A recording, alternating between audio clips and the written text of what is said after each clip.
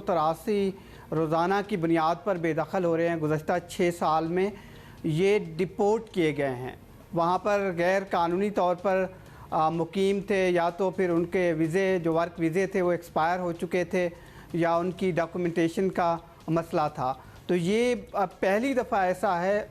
अगर हुमा मैं आपको 2014 में एक पीछे लेके जाऊं तो उस वक्त पाकिस्तानी 208 रोज़ाना की बुनियाद पे डिपोर्ट हो रहे थे मुख्तलिफ ममालिक से।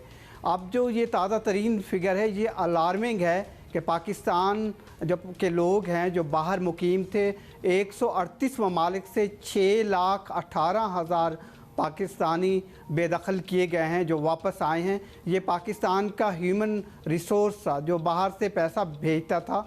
और सबसे अहम बात यह है कि जो पाकिस्तान के फ्रेंडली कंट्रीज़ हैं, जिस तरह सऊदी अरब है, ओमान है, बहरीन है, या फिर यूएई है, ईरान है, टर्की है, इन कंट्रीज़ से ये पाकिस्तानी ज़्यादा तादाद में वापस आ रहे हैं और ये 72% बनता है। और सऊदी अरब से ओवरऑल जो फिगर है वो 52% है। यानी कि सऊदी अरब से 6 साल में 3,21,000 पाकिस्तानी वापस आए हैं, उनको बेदखल किया गया है। डेफिनेटली जाहिद, आप बिल्कुल सही कह रहे हैं, बड़ी अलार्मिंग सिचुएशन है। और जिस तरह हम बात कर रहे थे, ऑब्वियसली हमारे रिसोर्स हैं ये बाहर तो, लेकिन इतने पाकिस्तानी मुश्किलात का शिकार रहे हैं। इस सिलसिले में पाकिस्तानी जो वहाँ सफारतकार हैं या फिर जो हमारी मिशंस हैं, एम्बेसीज हैं, उनका किरदार क्या रहा है? क्या कोई मदद नहीं की गई इन लोगों की? क्योंकि बड़े जेन्युइन केसेस भी इसमें होंगे, ख़ासतौर पर वर्क परमिट वाली जो आप बात कर रहे हैं, तो ये किस तरह चल रहा है? अब ये बहुत अहम है क्योंकि जो गुज़श्ता 6 साल से कुछ ममालिक ने अपने कवानीन भी चेंज किए हैं। जिस तरह सऊदी अरब सबसे अहम मुल्क है जिसने अपना कानून चेंज किया है इमिग्रेंट के लिए। यूएई है, ईरान है, या दूसरे ममालिक हैं। जो पाकिस्तान जहाँ से ह्यूमन रिसोर्स भेजता रहा है, जो ओवरसीज़ मिनिस्ट्री है पाकिस्तान की, उन्होंने वो जानकारी अपने ह्यूमन रिसोर्स को या उन पाकिस्तानियों को वो मुहैया नहीं की, या उस मुताबिक ट्रेन नहीं किया है जो वहाँ जाकर फुलफ़िल कर सकते, उनका जो कानून था, क्राइटेरिया था, उसको मीट कर पाते।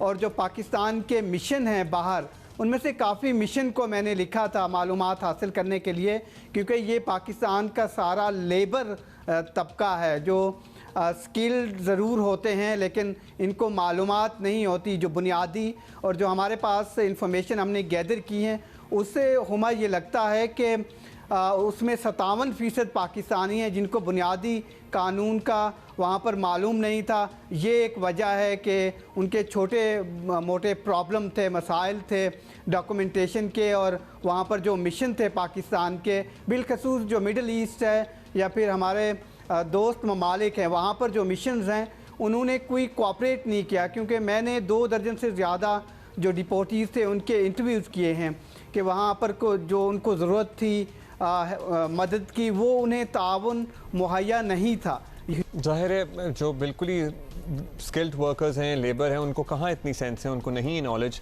तो उनकी मदद होनी चाहिए थी। अपडेटेड नहीं है ना कि अगर लॉज इस तरह बदल रहे हैं। ज़ाहिर पाकिस्तान से गैर कानूनी तौर पर जाने वाले लोगों का एक बड़ा मसला ये भी है कि दुनिया में हमारा इमेज ख़राब करने का बाइस भी बनते हैं। ज़ाहिर है फिर ये पकड़े जाते हैं, इनके पास वर्क परमिट नहीं होता, इनका वीज़ा एक्सपायर हो चुका होता है, तो इन्हें रोकना तो सर्टनली FIA का काम है। तो क्या FIA की तरजीह नहीं है या हमारे पास सिस्टम नहीं है कि हम ये सिलसिला रोक सकें, विच इज़ ऑल्सो कि इंसानी स्मगलिंग की सूरत में भी ये लोग भर भर के जा रहे हैं। फिर ह्यूमन स्मगलिंग जो यहाँ पर वो लेबर जिनकी डॉक्यूमेंटेशन पूरी नहीं होती और हर तरीके से वो बाहर जाना चाहते हैं, यहीं जो 16, 17, 18 का दौरानिया था वो पाकिस्तान के लिए बहुत ख़तरनाक था इस ज़ुमरे में कि एक जिस तरह अमेरिका में स्टेट डिपार्टमेंट जो ह्यूमन ट्रैफिकिंग को देखता है वो अपनी रिपोर्ट जारी करते हैं, ट्रैफिकिंग इन पर्सन, उसमें पाकिस्तान को उन्होंने 2019-18